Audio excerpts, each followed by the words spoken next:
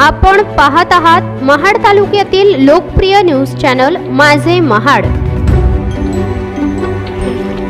नरेंद्र मोदी हे विश्वगुरु झालेत का? नाही। म्हणजे काय सांगायचं, एकंदरीत स्पष्टीकरण सांगा आपल्याला काय वाटतंय?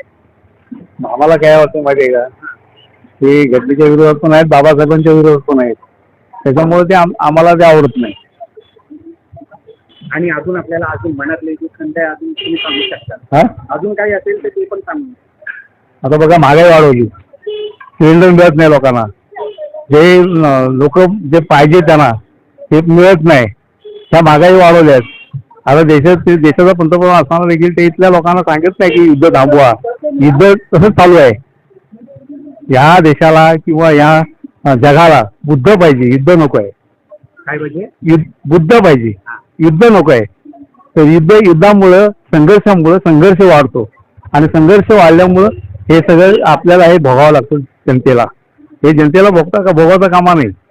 तर हे मोदी साहेबांना असं आमची विनंती आहे की आपण ते युद्ध पण थांबवावं, आणि जे आम्हाला जे आता सिलेंडर नाही, काही ठिकाणी पेट्रोल नाहीत, काही ठिकाणी गाड्या त्या उभ्या राहिल्या आहेत, तर सगळ्या गोष्टी थांबवाव्यात।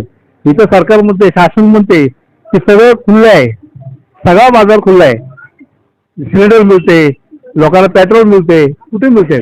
आम्ही लाईनी लावतोय, आज जवळजवळ मला वाटतं 45 दिवस आम्हाला सिलेंडर मिळत नाही। 45 दिवस, आणि एका सिलेंडरवरती आम्हाला 15 दिवस जातात, आणि आता सांगतात 45 दिवसांनी तुम्हाला सिलेंडर मिळेल। मग आम्ही जीवन जगायचं कसं काय? चांगला केला आहे मोदीजींनी। काय केलं सर? मोदींनी विकास चांगला केला, हॉस्पिटल बांधले, तिथे डॉक्टर नाहीत, हा एक महत्वाचा विषय। हॉस्पिटल बांधून झालेले पण तिथं डॉक्टर नाहीत, रस्ते अर्धवट आहेत, पण आपला काय टॅक्स काय म्हणतात घेतात ते चालू आहे त्यांचं, कारण ते अगोदर बांधून तयारच झालेले आहेत की बाबा चला गाडी आली जा पावती। दुसरी गोष्ट, महाड तालुक्यामध्ये धरणं बांधलेले, त्याच्यात पाणी नाही। काँग्रेसच्या राज्यात बांधली, काय काँग्रेसच्या राज्यातली धरणं बांधली, पैसे खाल्ले, आणि धरणं अर्धवट आहेत, त्याच्यामध्ये मोदीला पूर्ण करता आलीच नाही।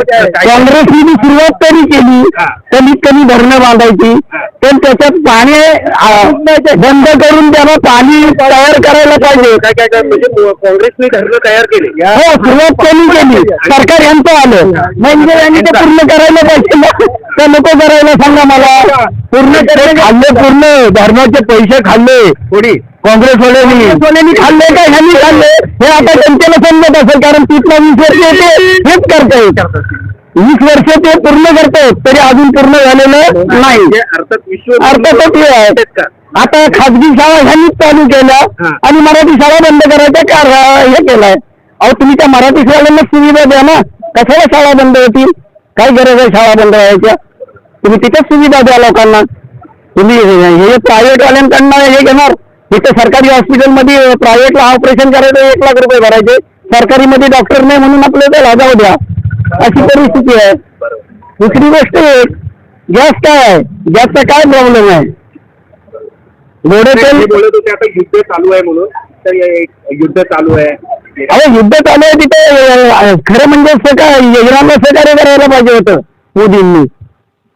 ज्या अर्थी रशियाने केलं त्या अर्थी रशियाने आपल्याला कायम सहकार्य केलेलं आहे ना भारताला, मग यांनी काय करायला नको तिथे? अहो, हे महत्वाच्या गोष्टी आहेत।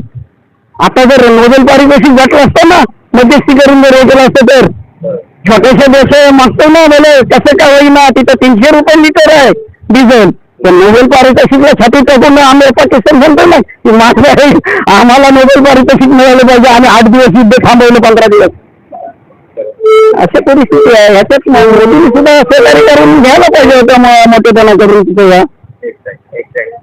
धन्यवाद।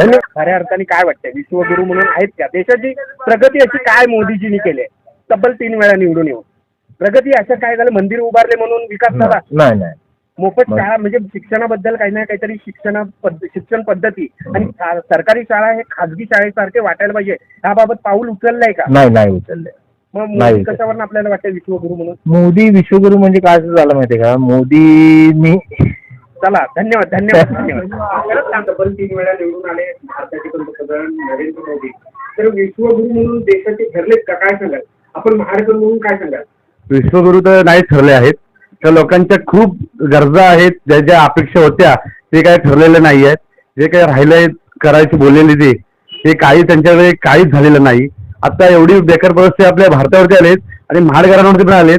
त्या गॅससाठी 5-5 दिवस लाईन लावावी लागते तरी पण गॅस भेटत नाही.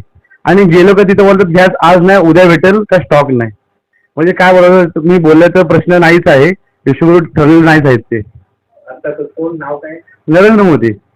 किंवा उपचार किंवा मोफत शिक्षण असेल किंवा उपचार मोफत तर धान्य केले, हा? धान्य केले, बाकी काय केलंय? काय काय रोजगार गेलाय संपला लोकांचा. हा, रोजगार कुठं राहिलाय? हा. आणि धान्य काय? फक्त मोफत धान्य दिले, बाकी काय दिले?